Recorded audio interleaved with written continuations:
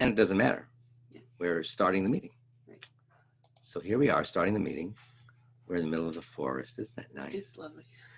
You get to choose your background. Now, hold on. Now watch what happens. Here we go back to the producer page. Yeah. All right. When I press here, and you're recording this. Yes. I want to recommend you pause until you actually start. Good evening, everybody. I'm Rabbi Bonnie Margulis. I'm the Executive Director of Wisconsin Faith Voices for Justice. We are the organizer for the Dane Sanctuary Coalition. The Dane Sanctuary Coalition is a coalition of 21 congregations and 8 organizations that come together for immigrant justice and to provide sanctuary if it's needed for somebody who is at imminent risk for deportation. This year, we've been hosting a big read. We've been reading The Death and Life of Aida Hernandez. And we are excited tonight to bring to you the author, Aaron Bobrow Strain, who's going to speak to us about his work, about Aida and her family and how Aaron has gotten to know them, the process of writing the book, and catch us up on what's happened since the book has come out.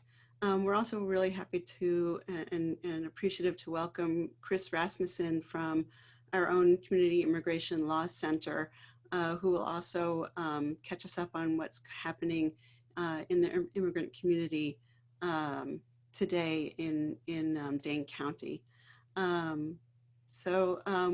We are going to hear from Aaron and then from Chris, and then we will have some time for Q&A. And so when that time comes, if you could write your questions in the chat, if you are on Zoom, if you're on Facebook, write your questions in the comment section, and we will try and get to as many of people's questions as we can. So to introduce Aaron, Aaron Bobrow Strain is a professor and Baker Ferguson Chair of Politics and Leadership at Whitman College, where he teaches courses on food, immigration, and the US-Mexico border. He's the author of White Bread, A Social History of the Store-Bought Loaf. I'm going to read that next, Aaron. And Intimate Enemies, Landowners, Power, and Violence in the Chiapas. In the 1990s, he worked on the US-Mexico border as an educator and an activist. He's a founding member of the Walla Walla Immigrant Rights Coalition in Washington State. The Death and Life of Aida Hernandez, a border story, you can get it in hardback, and it also recently came out in paperback, won the Washington State Book Award and the Pacific Northwest Book Award, was named a Southwest Books of the Year top choice, a Goodreads People's Choice Award semifinalist, and an AudioFiles Magazine Best Audiobook of 2019, and was shortlisted for the Brooklyn Public Library Literary Award. Aaron, we are delighted to welcome you. It's been a long road to finally be able to be with you. We'd hoped to do it in person, but we are delighted that you're able to join us virtually tonight. And I'm going to turn the floor over to you. Thank you, Bonnie. I am so happy to be here finally. This event has been a long time in the works. I was trying to remember when when we scheduled the first attempt at this. I can't even remember when it was. I think it was almost a year ago. But thank you so much, Bonnie, for keeping with it through thick and thin. And yeah, thank you. And to all of you, it's a very strange experience talking to a grid of names and a couple profile pictures. So I'll just have to assume that you are all nodding along with lots of focus and interest as I give this talk.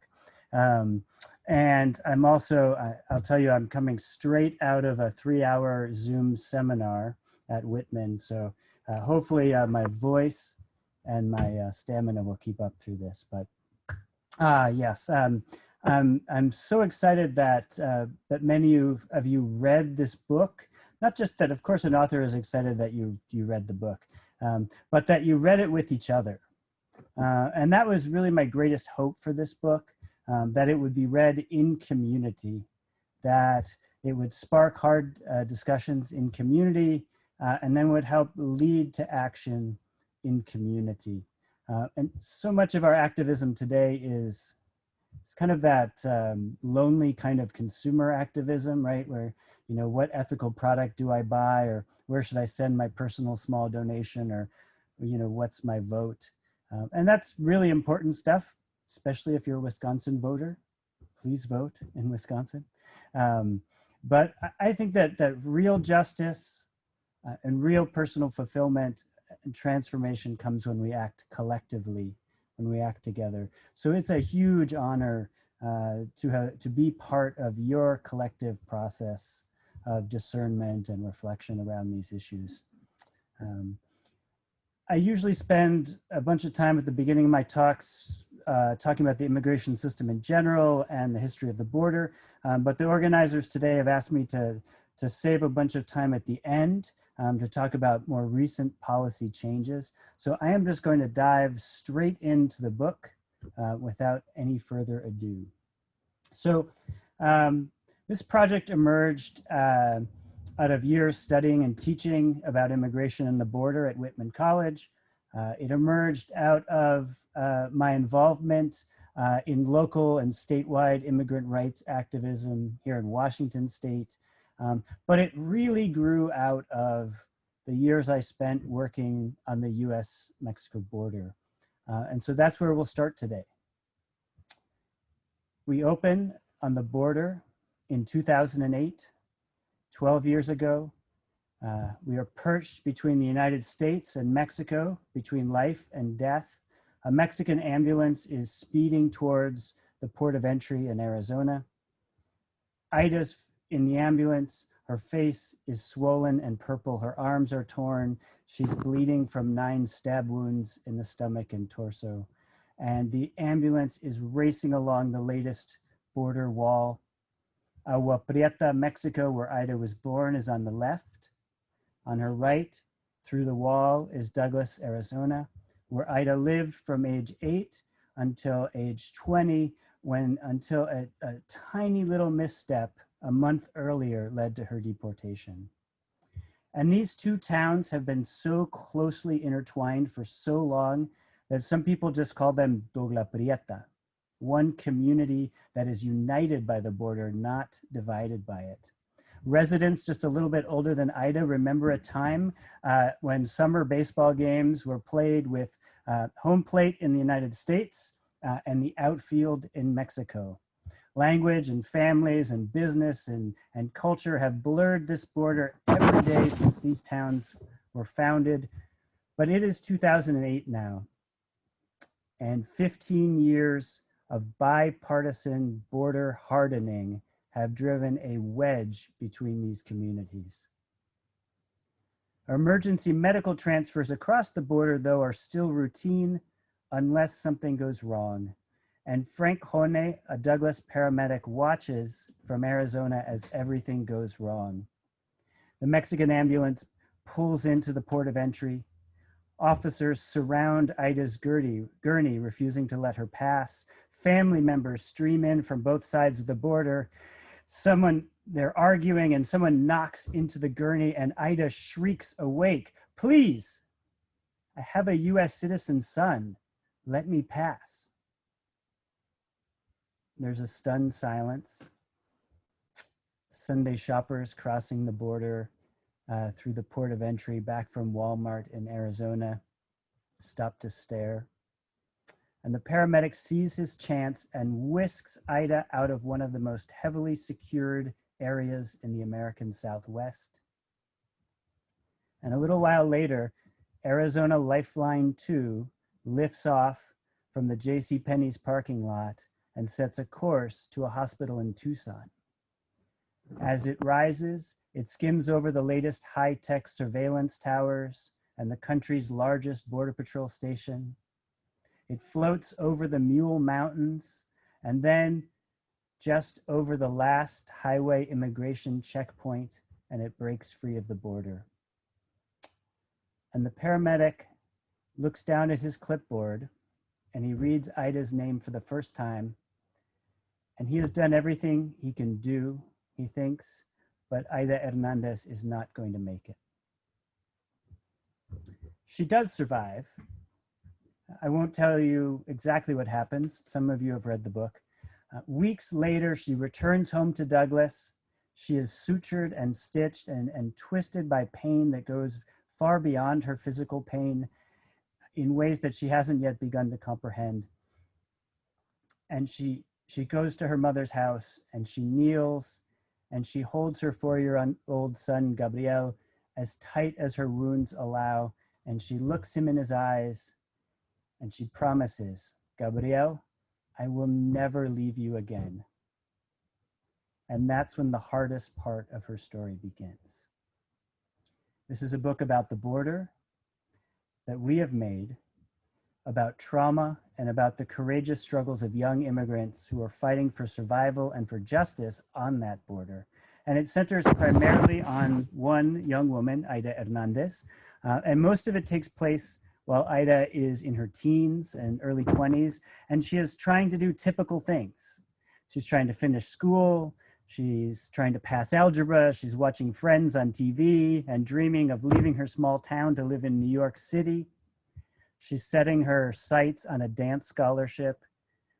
She's drinking a little too much with her sisters, and she's coming to terms with her bisexuality. But she is doing these typical normal things and growing up undocumented in Douglas during the 1990s and 2000s, just as policies that were crafted far from this border with very little basis in the lived realities of actual migration or life on the border come crashing down on this town, placing Douglas at the center of the storm of immigration debates for the next 20 years, and turning Douglas into one of the most heavily policed small towns in the United States. She's also growing up poor, which brings us to a larger US story that underpins this border story. And this part is I think, not necessarily intuitive to folks who look at the border from a distance and mostly think of the border as a backdrop for our national immigration drama. But for most of its history, in Douglas, the border and immigration were mostly just kind of blurry afterthoughts. What really gave the town meaning, a sense of place, was copper and union work. And Douglas was home to a vibrant copper industry and a powerful unionized Mexican-American working class for most of its history. But in 1987, the year of Aida's birth, Phelps Dodge Mining, inspired by Reagan-era anti-union campaigns that I know hit Wisconsin hard as well, closed its Douglas copper operations and fled to less union-friendly lands. Almost overnight, the bad air in Douglas cleared and the good jobs disappeared, and the town was never the same.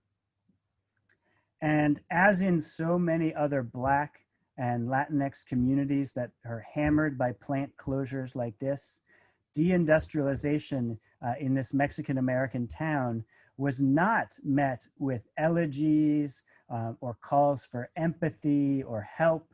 They were met with militarized policing and mass incarceration, albeit with a unique border twist. In the space of Aida's childhood, Douglas goes from copper company town to Homeland Security company town, from smokestacks to surveillance towers. And growing up poor in this context causes Aida's first death. It's a social death. And what I mean is that Aida is someone who is fully part of her community, an active maker of her community, and yet she's denied real membership in it. She is a citizen without citizenship, and she is cut off from rights and opportunities that should be hers.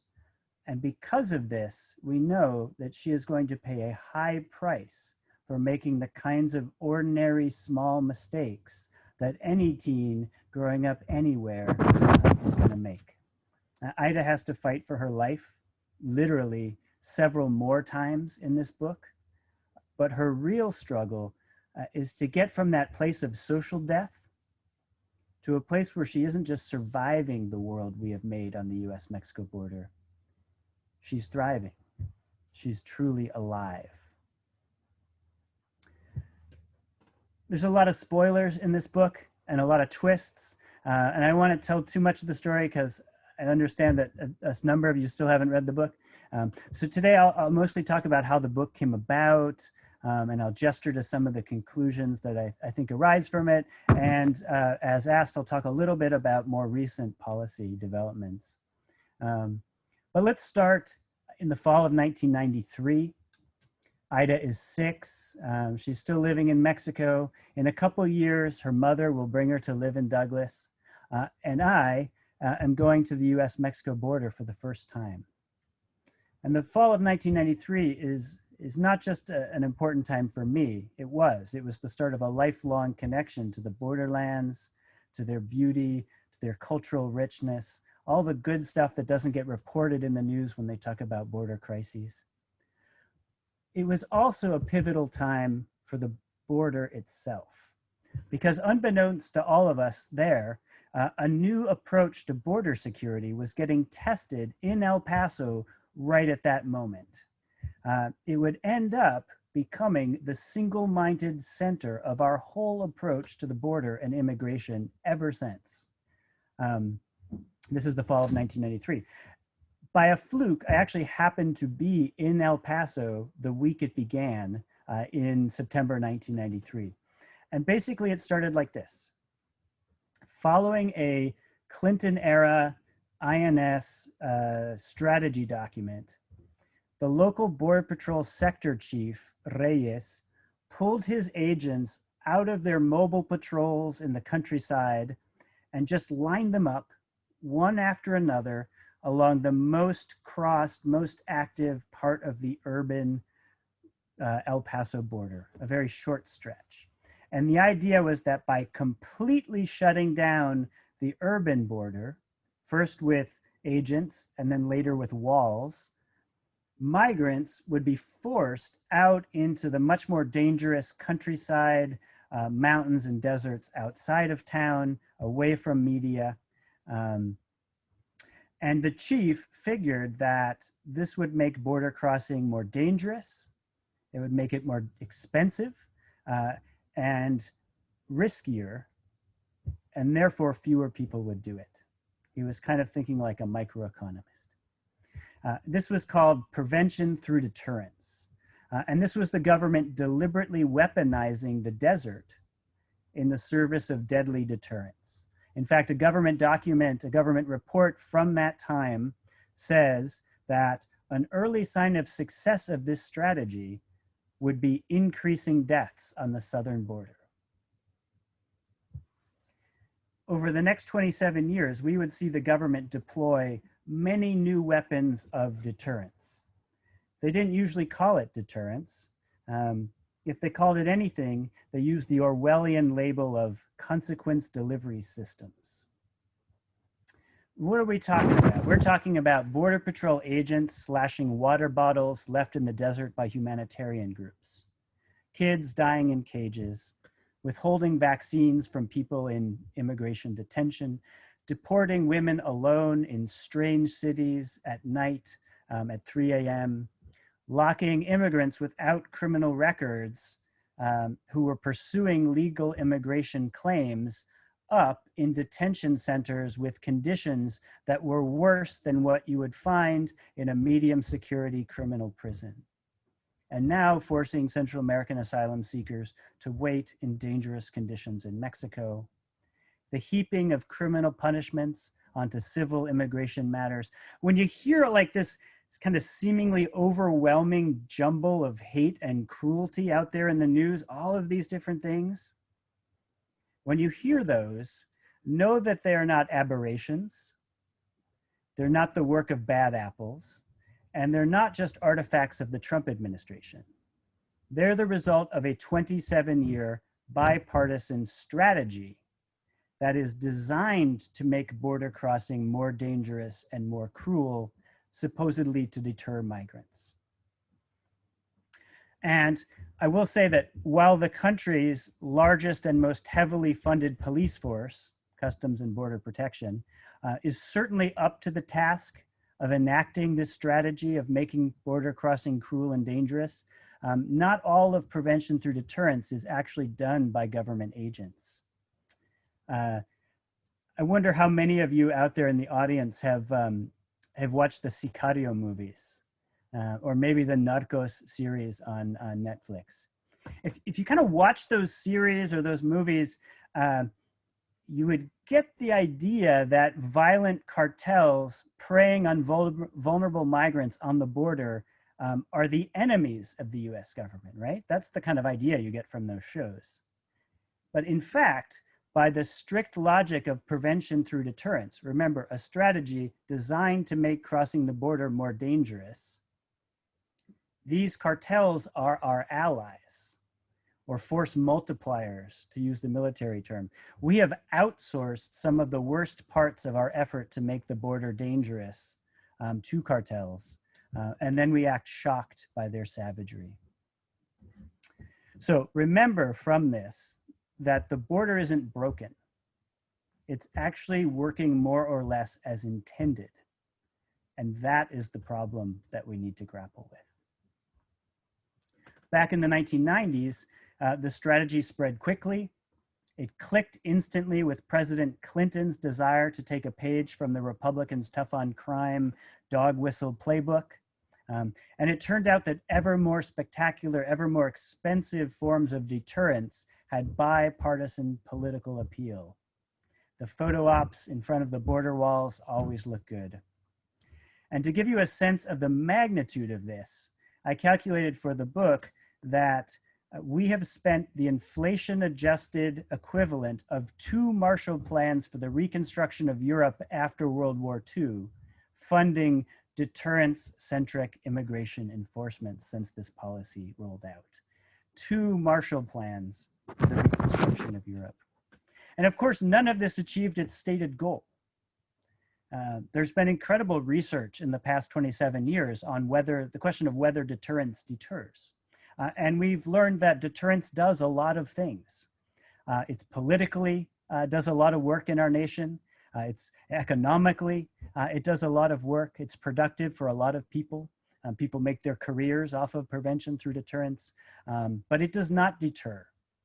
And it is particularly bad at deterring, the research shows, people who are either trying to get to the United States to reconnect with families or fleeing violence, which, if you've been paying attention, is the vast majority, if not almost all of the people trying to cross the US-Mexico border these days. So instead of deterring, back in the 1990s, what happened was the strategy of prevention through deterrence began to funnel a continent's worth of migration from Texas, from California, right into southern Arizona and the border's most dangerous deserts. And one of the very first places this strategy came crashing down was the twin border communities of Douglas, Arizona, and Agua Prieta, Sonora, where Aida was growing up, and much of this book is set. And in these towns that had been so close for so long, Douglas Prieta, politicians, the media, militia groups descended on the town, migrants were funneled into the town, local residents chafed at the militarization of daily life, the imposition of new divides in their community, but they had also come to depend economically on border security and border insecurity and the spending that came with that as an economic lifeblood for their community. By 2014, 1 in 7 employed adult men in Douglas worked for law enforcement in some capacity. That's why I call this a Homeland Security Company town. But really, a vast border security industrial complex has taken shape across our nation. It's far bigger than the private immigration detention centers we hear about in the news and talk about. It's also the small town budgets from Yakima, Washington to Douglas, Arizona that rely on Homeland Security grants or contracts with ICE. It's the Douglas High graduate who looks out at her deindustrialized Mexican-American town and sees the Border Patrol as the only good job left. Certainly the only good job with benefits and a sense of purpose.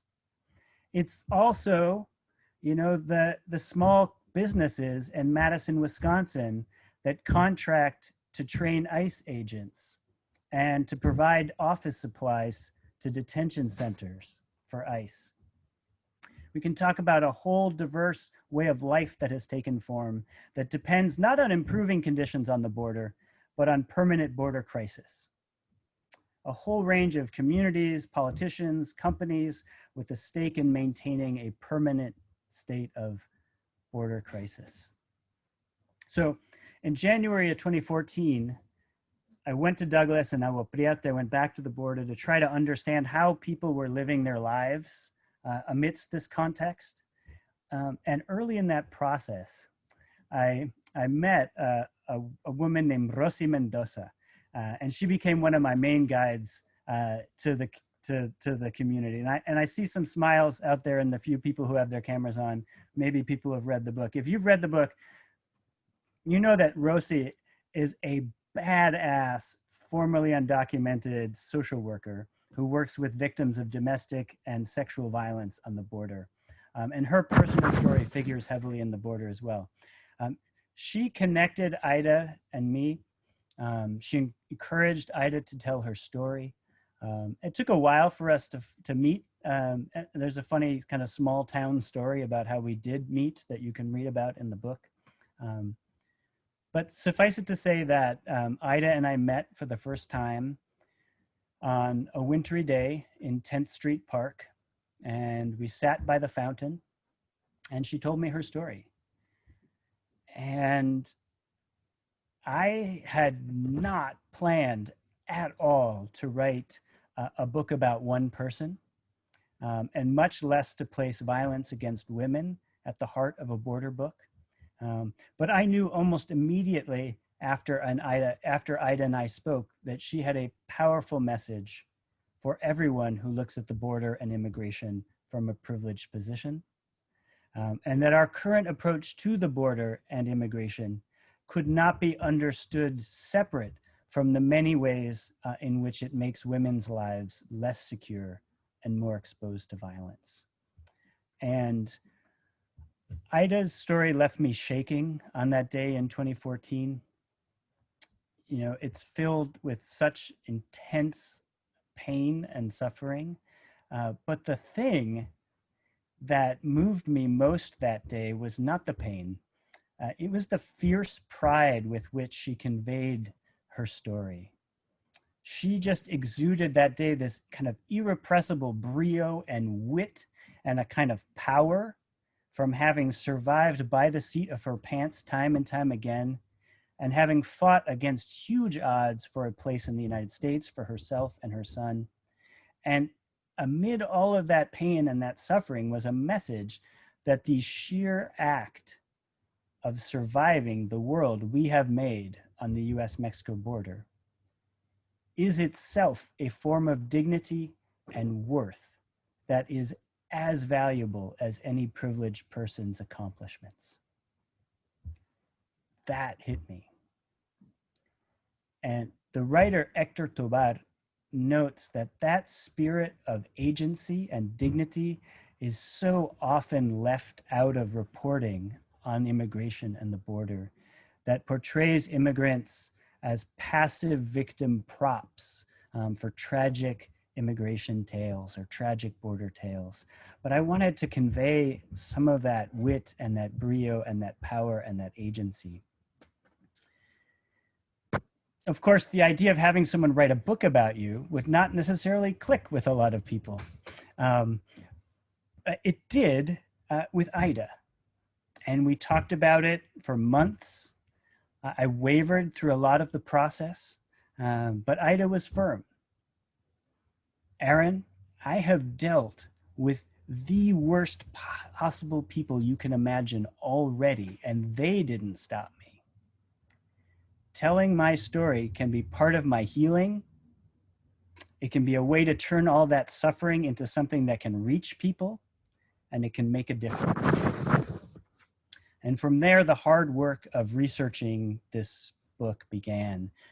And I will tell you, getting a story that's this sensitive and difficult, getting it right meant doing many hours of interviews with Aida, of course, with her family, her friends, and lots of other people whose lives intersected with hers. It meant cross-checking those accounts with hundreds of pages of school and court and immigration, medical records, listening to court recordings, talking with attorneys and physicians and psychologists, law enforcement and government officials to verify the plausibility of the stories I was hearing.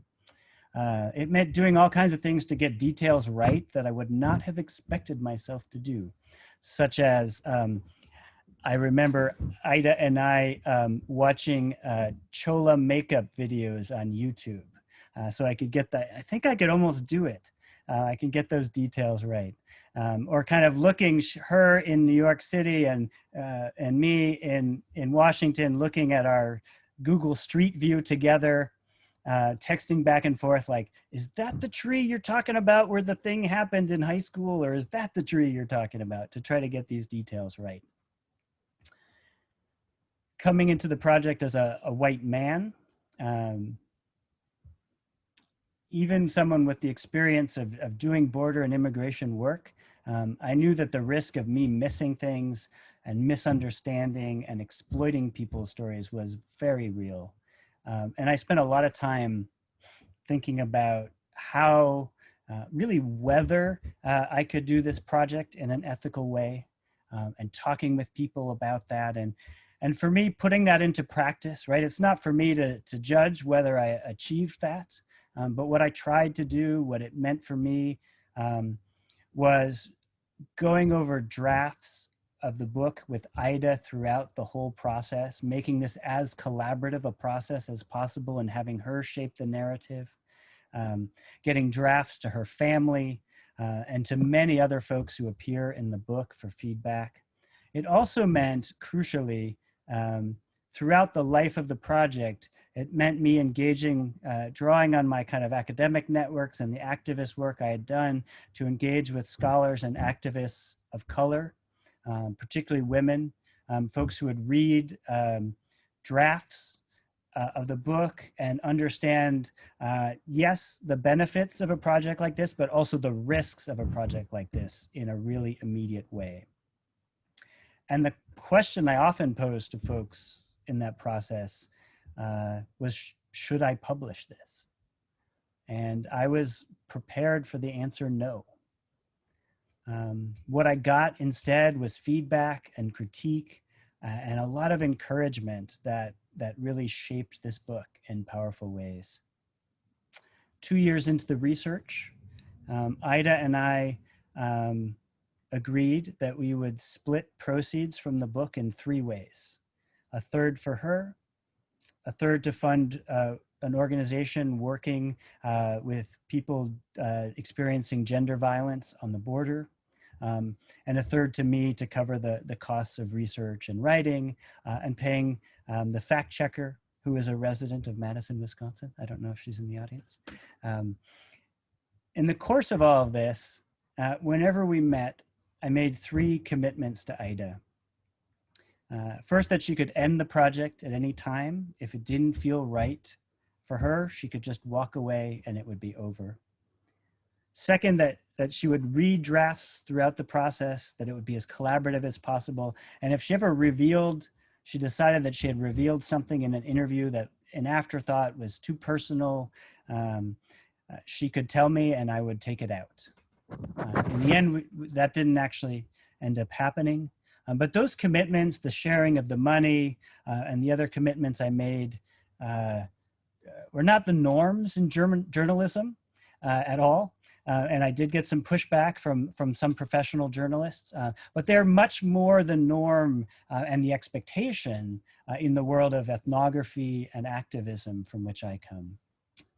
The third commitment I made was that I would do my best to portray Aida not as a demon or a saint, but as a real, complex, flawed, brilliant person, and that her story would matter in itself, not just as kind of a prop or an illustration for a set of political arguments. And that last piece about the messy humanity is so central. It's so important for conveying the dignity of the story of Aida's life, of trying to write a meaningful, rich story that people will want to read. In the end, it actually turns out, though, that it's also central to the politics of the book. Because if there's one thing I hope people will take out of the book, it's this. It's that it's impossible really to overstate how much our US immigration debates, even our sense of the US as a nation of immigrants, turns on this impossible binary between the flawless, quote unquote, good immigrant who maybe deserves sympathy and rights, and the bad so-called criminal alien who deserves all the punishment she gets. This binary, this good immigrant, bad immigrant binary is so central. And as Rosie Mendoza says often, she says, humans make mistakes, immigrants can't. We've made this incredibly unforgiving immigration system that pits these flawless, perfect, high-achieving immigrants against the so-called bad criminal alien. But Aida's story, it doesn't disavow her many mistakes, and it doesn't solicit your pity.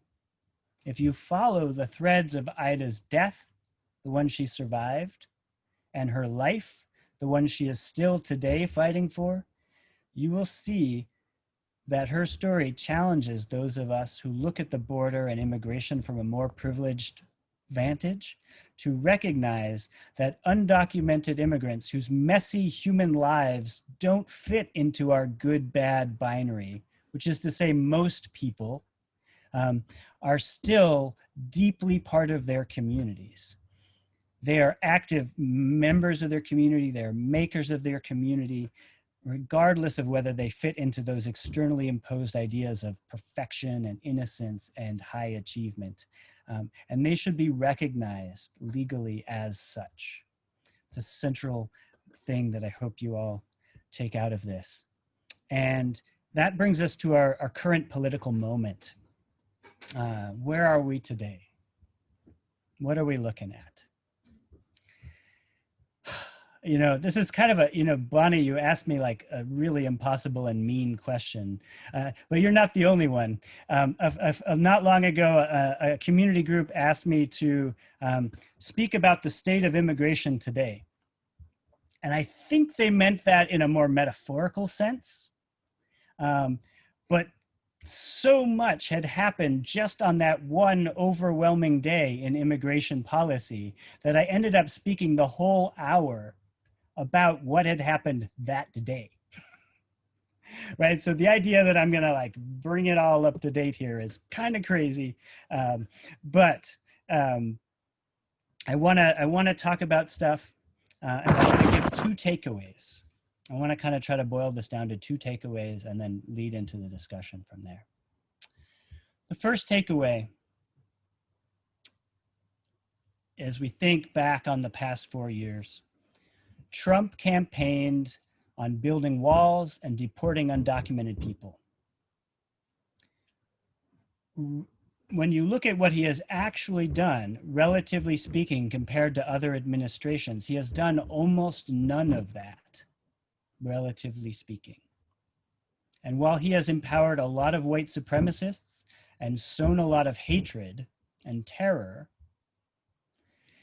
polls show that his efforts to demonize undocumented people have actually had the reverse effect. They've failed. More people, there's more support for undocumented people, residents of our communities today than there was before 2016. But what Trump has done on the policy front, what his main immigration policy legacy will be if his presidency ends in January, is a single-minded, full-bore assault on legal immigration, particularly by folks who aren't white. All right. it's already not that easy to immigrate to the United States legally. We have been effectively making it harder and harder to immigrate legally since 1965, particularly from folks from Mexico and Central America. I talk about this history in the book. And as I've gone around to talk to groups around the country, I've been really surprised that a lot of folks, even folks who are kind of immigrant, who really care about immigrant communities and care about immigration, have this really misguided idea that legal immigration is kind of like going to the DMV. It sucks. It takes a long time. You have to stand in line. It costs a bunch of money. Oh, it's such a pain in the butt going to the DMV. But if you go, you wait in line, you pay your money, you get your driver's license, you get legalized in the United States. And so if you think about the immigration system in that way, it makes sense that if someone is undocumented in our country today, it must be because they're lazy, they didn't want to do it, or maybe they're like a criminal hiding something in their past. That is a completely false vision of the immigration system and how it works. The truth is that the vast majority of undocumented people in the United States have no line to get into for legal residency visas. Most folks outside of the United States wanting to immigrate here legally, there is no line for them to get into. And this was the status quo before Trump. What Trump has done is effectively everything he can do with executive power to crush even the tiniest possibility of legal migration. And we've seen this kind of a three-front war on legal immigration under the Trump administration. The first front that's really potent and visible on the border right now, even if it's not in the national headlines all the time recently, is the effort to dismantle or stall the asylum system by any administrative means possible. The second piece is to attack programs that bring highly educated foreign workers and promising foreign students to the United States. And the third front of this is just a broad effort to spew a massive chaff of rule changes, executive guidelines, and new administrative procedures and personnel changes designed to gum up, clog up, and generally bring the administration of immigration claims to a grinding halt, while also maximizing the ways a person who is able to pursue legal immigration status can be quickly denied. This three-front war has been done on the quiet. It's been done behind the big headlines. I want to give one example, just one recent example that a lot of folks don't know about, but that has had a huge impact. So in March 2020, the CDC, right, our trusted CDC, issued a health mandate that allowed border officials to summarily expel certain immigrants at the border from the US without any hearing, recourse to legal protections that they might be eligible for, or chance to assert an asylum claim. This was the CDC's Title 42 order, and it was presented as a way to protect us from COVID, a public health measure. But the way to understand the real purpose of this public health measure is to figure out who it applies to. And we can do that by a process of elimination. First, we know that under long-standing immigration law, actually some of the oldest immigration law around, anyone with a contagious disease like COVID can already be denied entry to the United States. So we know this isn't about protecting us from people with COVID. We also know that the US-Mexico border itself is already closed to non-essential border crossings. So this isn't about stopping like general traffic and people that might spread the disease. We also know that most immigrants detained in the border region without documents or a valid asylum claim can already be removed from the country using a Clinton-era program called expedited removal. And under expedited removal, low-level Border Patrol agents act as judge, jury, and executioner in lightning speed removal procedures in which the immigrant has no right to an attorney, no right to a hearing in front of a judge, and no right to appeal the decision. Those of you who read the book know that Aida went through this process way back in 2012. So this is not about expelling ordinary undocumented border crossers. So who's left? Who does this apply to? What's left is A, people who have a valid asylum claim, and B, unaccompanied minors who are entitled to stay in the United States under laws that protect unaccompanied minors at the border. That is precisely who this CDC ruling targets. Are those people likely COVID risks? I mean, it's hard to say, but most COVID has been traveling from the US to Central America, not from Central America to the United States. This CDC order in March is best understood as an attempt to dismantle the asylum system under the cover of COVID. And it has happened quite quietly. And we know that dismantling the asylum system has been an explicit goal of the administration for a long time. Trump, Miller, Sessions, Barr have tried a lot of different ways to chip away at the asylum system. And many of those efforts have been blocked in courts. So the question is, can the president achieve this goal of dismantling the asylum system under the cover of COVID? And the answer is that it appears so. It appears yes. Because between March and September 1st, almost 148,000 people have been expelled on the US-Mexico border in this way. 148,000 people who likely had a legal right to be in the United States, either by making asylum claims or because of laws protecting unaccompanied minors. And I think that this law tells us something about the future. And if Trump gets a second term, one of the central immigration outcomes of that second term will be the administrative murder of asylum as we know it. And as legal challenges to those efforts increasingly make their way to his appointees on the judicial bench, the courts will not be there to save us with that. I'm sure Chris Rasmussen will be able to give us lots of other frontline examples of this assault on legal immigration. But I'll end with the second take home, and that's just that there's hope. And I spent a bunch of yesterday in really long Zoom meetings that I was really happy to be in because they were about the new $38 million fund our state government has created to provide relief to undocumented residents who aren't able to qualify for other benefits because of their immigration status. And I'll tell you, our governor is pretty good. We have a pretty good governor in Washington state, but this wasn't an expression of his like wonderfulness. This was the result of months of organized pressure from 400 immigrant rights organizations in our state. And those groups, we are not stopping there.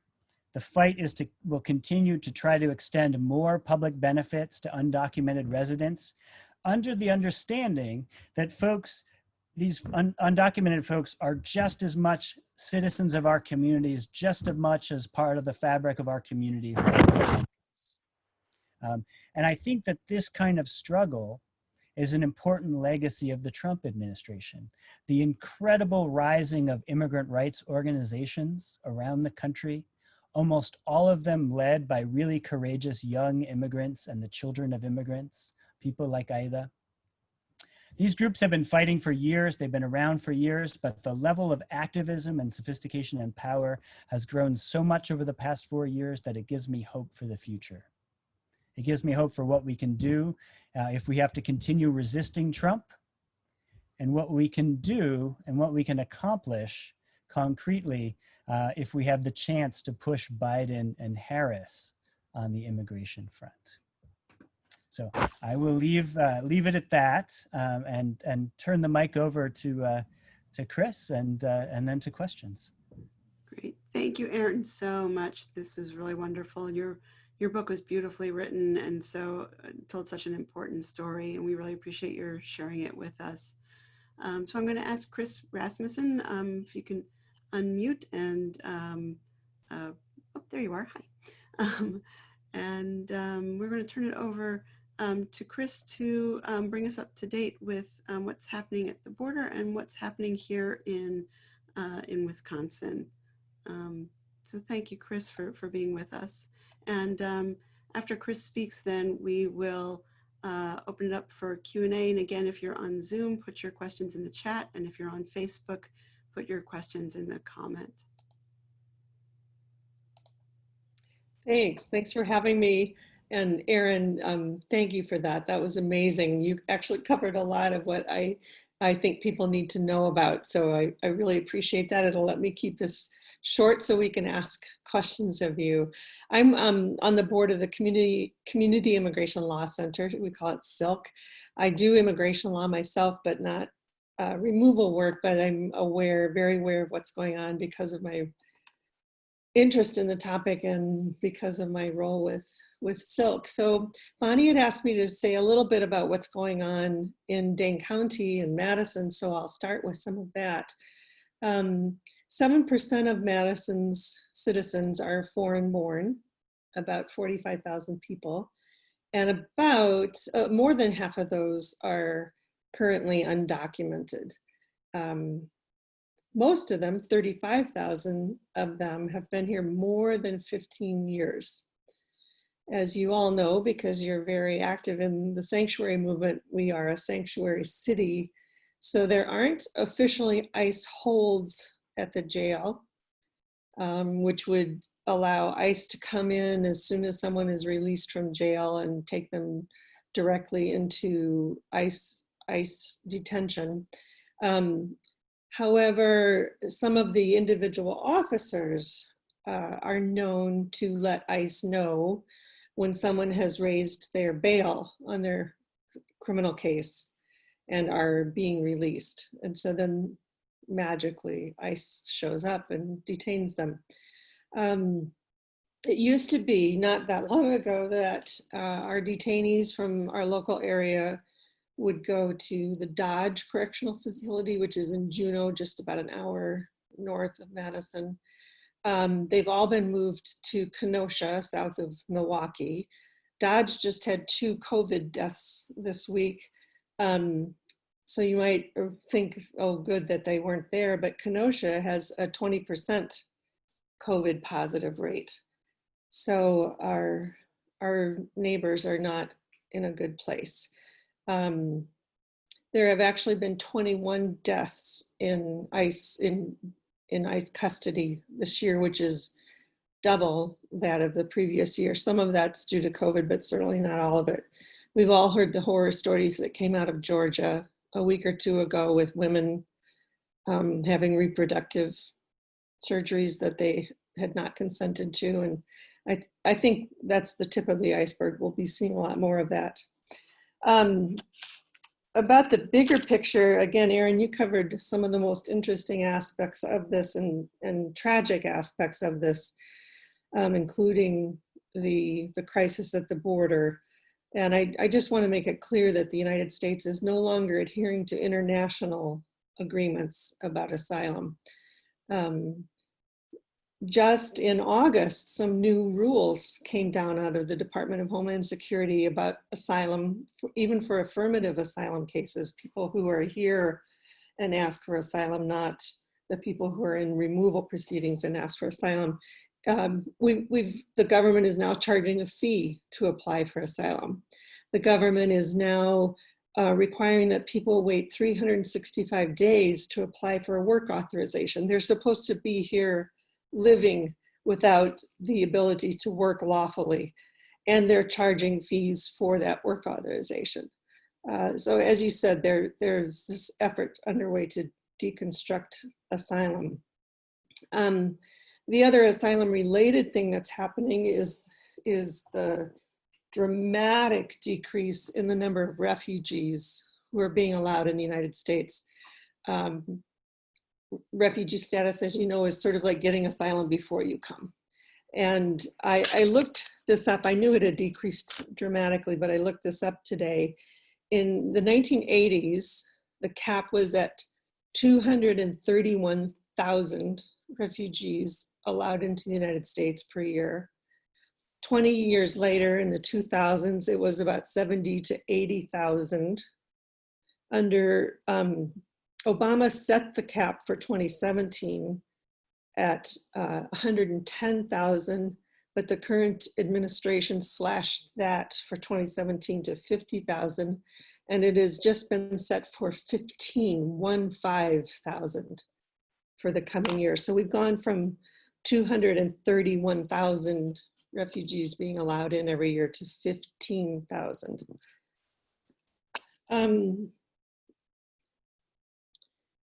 Some less legalistic things that are happening include an announcement from ICE last week that they are going to start posting billboards around communities of the faces of immigrants who are in removal proceedings who have criminal records. Billboards. Aaron, you talked about the expedited removals. I read an article today about ICE doing training on those, and the training will be completed by mid-October to allow those expedited removals to move from what they used to be, which was 100 miles from the border, all across the country. So this month, that could very well be happening. There's also a movement underway to expand those removals, those expedited removals, and require people to show, as you said, it's a really quick process. They're going to need to show that they've been here for 2 years immediately. And they're going to have to prove that while they're being detained. So we're starting to advise people to keep a file folder in every home and on every phone of your leases, your utility bills for 2 years, so that you can show that immediately. And perhaps the most heartbreaking issue in immigration in the last few years, at least the most obvious ones, were the children, as you said. And we just learned yesterday that this was very intended, very conscious and intended by Jeff Sessions and his people. There were 660 children held in hotels between April and July.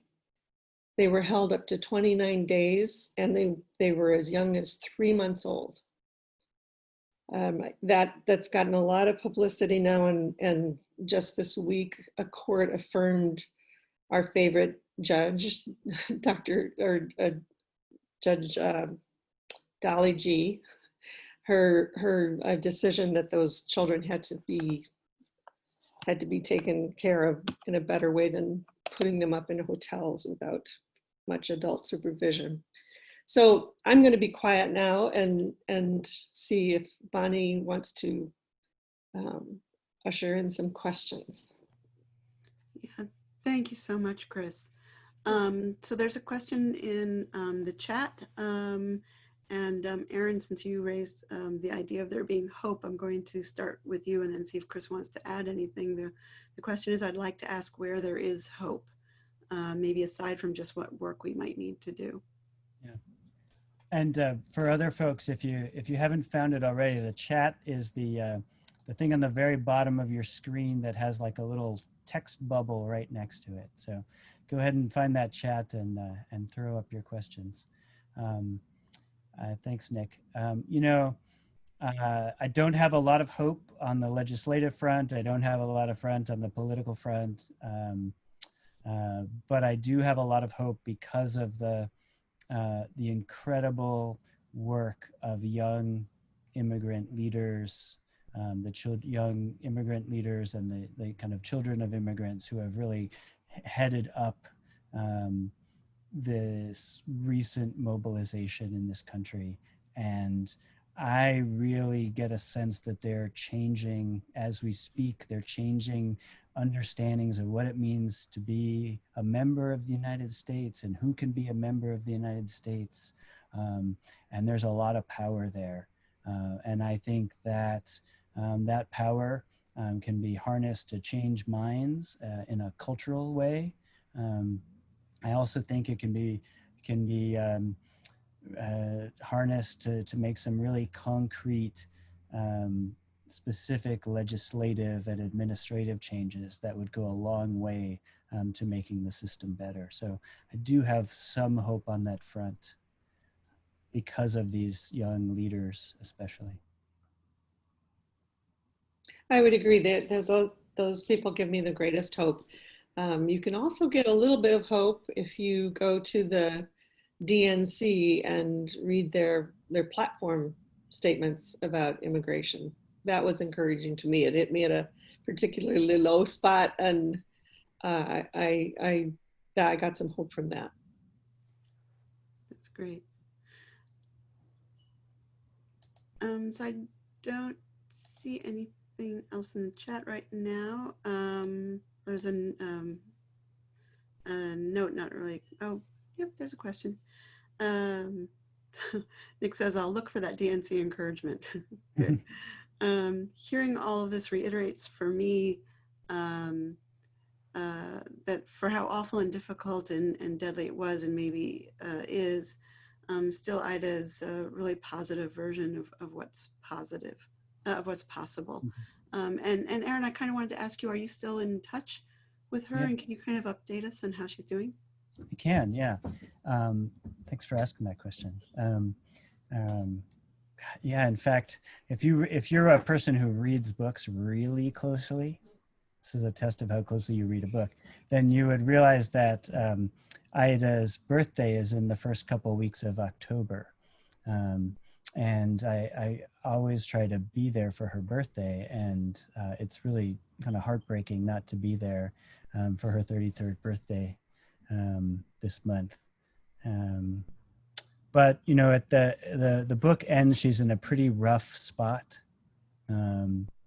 And I will say that after the book ends, she does end up having to go into the New York City homeless shelter system. But it turns out to be a pretty amazing center that has kind of resident counselors, both therapists and other kinds of counselors. And it also ends up giving her a year of housing stability, which in New York City is huge. And during that year, because she's able to have that housing stability and that support in that center, she was able to get her GED, which had been a real long dream of hers. And she got herself admitted to this really competitive program that trains LGBTQ peer mental health counselors.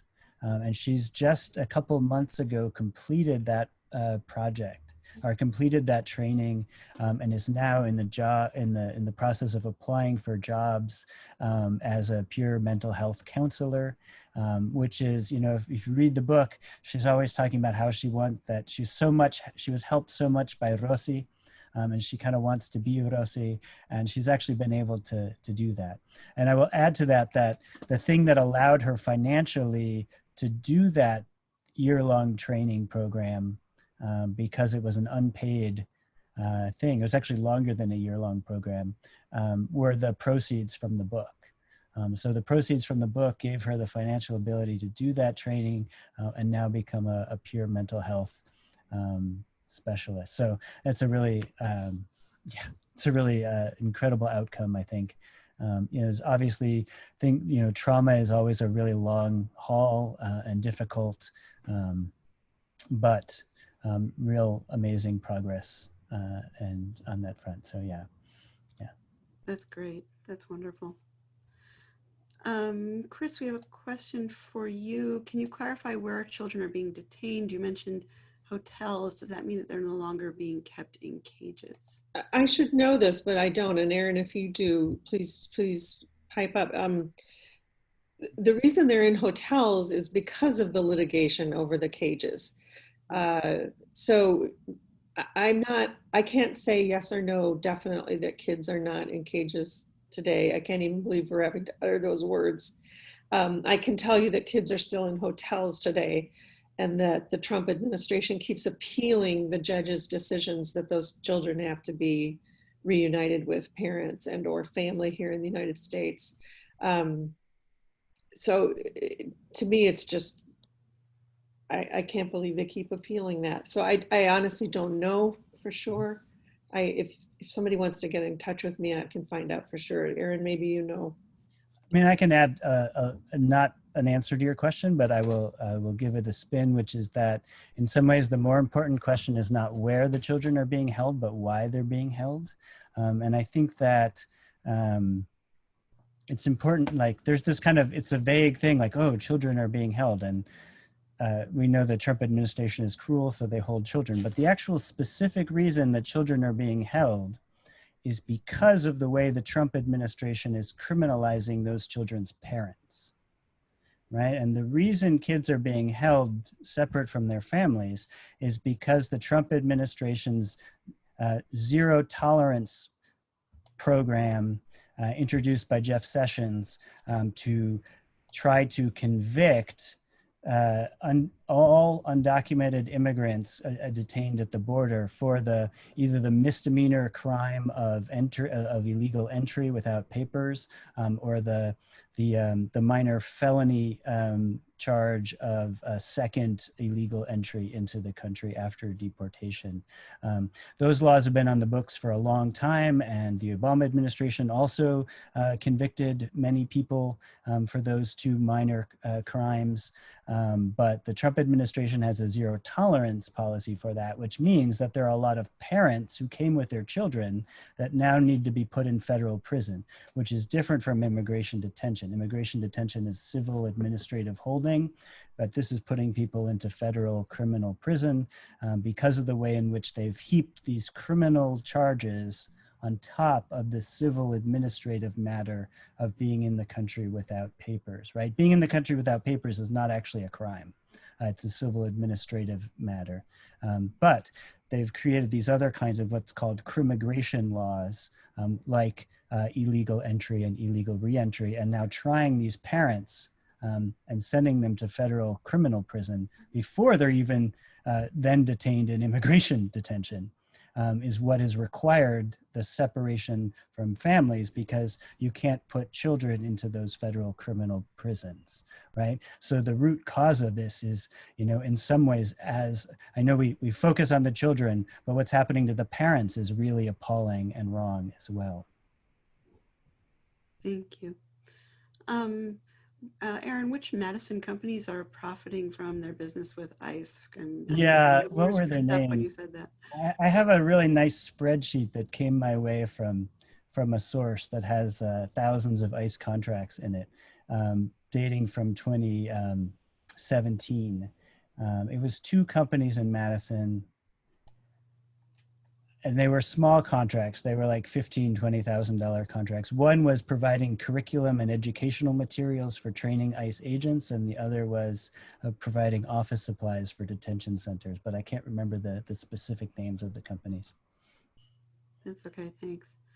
But the point is that it's in every community, right? Every community is part of this border industrial complex. Mm-hmm. So of course, people are concerned to hear that there's a 3-month-old in a hotel. Do you know who's taking care of these children? Well, the detention facilities hire people to do that. When I spent a month in the first family detention center in 2014 in Artesia, New Mexico, they were all private. It was a private contractor. Actually, it was a federal facility at that point, but I don't know exactly who they are. It's probably the other children when you come right down to it. That's what you heard about when they were in the cages. Mm-hmm. It doesn't matter as much about who it is as the fact that it's not good care, whoever's giving it. Right. Do we know anything about Joe Biden and Kamala Harris's record on immigration, where they stand, aside from the DNC platform? Do we know anything about their personal voting records or anything like that? I'm happy to talk a little bit about that.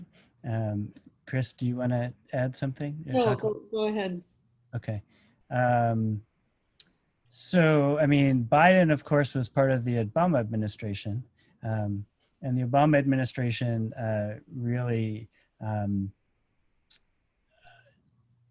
improved over its 8 years.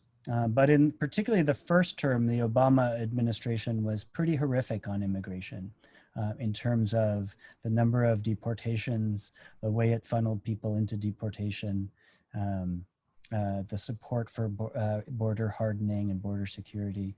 In the second term, they began to try to do more prioritizing of deporting so-called criminal aliens, immigrants with criminal records.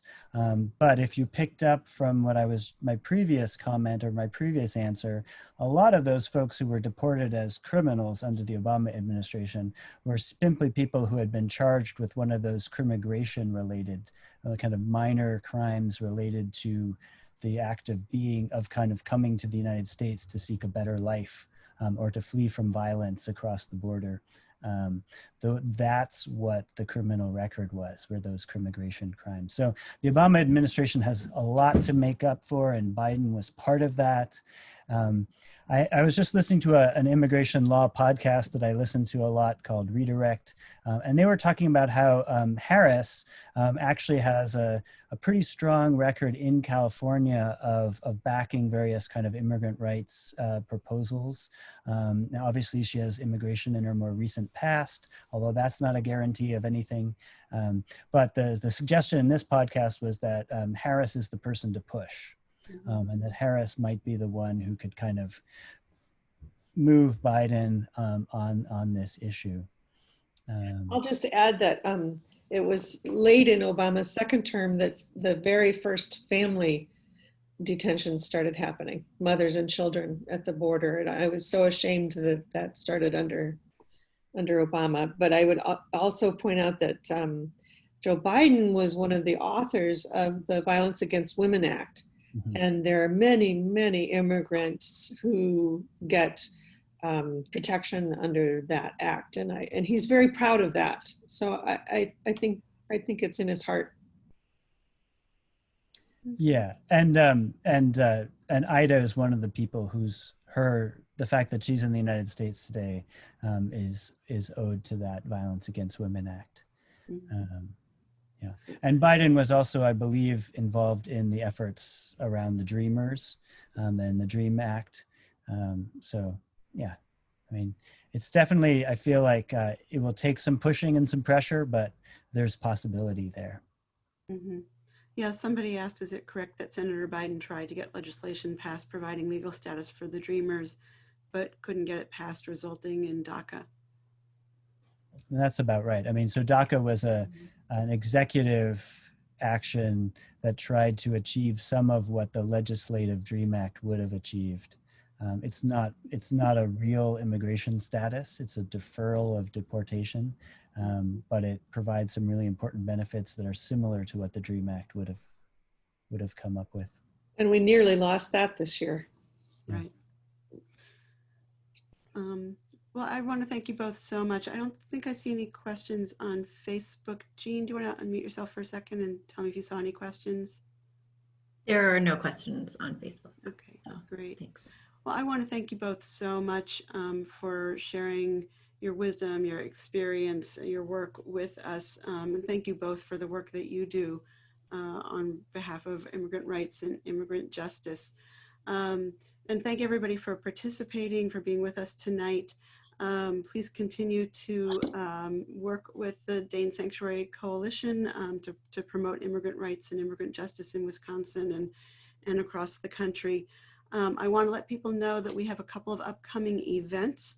Next week on October 15th, Aisa Olivares, the managing attorney for Silk, will be with us, and she's going to dive much deeper into current immigration policy, how it's changed in the last few years, and tell us some more about what's going on here in Madison and in Dane County and how people can get involved in fighting for immigrant rights. And then on October 21st, we are having an event getting to know our immigration partners, and we're going to hear from people from SILC and the UW Immigration Law Center and Centro Hispano and the Catholic Multicultural Center and a number of other organizations that work in different ways on immigrant rights, either in direct service or in legal service or in advocacy. So please join us for those events. They will all be on Zoom and also live streamed to Facebook. And just want to make a quick note that while we have talked about different presidential candidates, it is informational only and not meant to steer you toward voting for any particular candidate. This is a bipartisan issue. And as we've heard, Democratic administrations have not been any better than Republican administrations. So please go out and vote. If you have not voted yet, go do it right now. We will see you back on the 15th with Aisa Olivares. Thank you all so very much and have a wonderful evening, everybody. Thank you, Bonnie. Thank you all. Thank you so much. It was great. Thank you, Aaron. Thank you. Good night. Good night.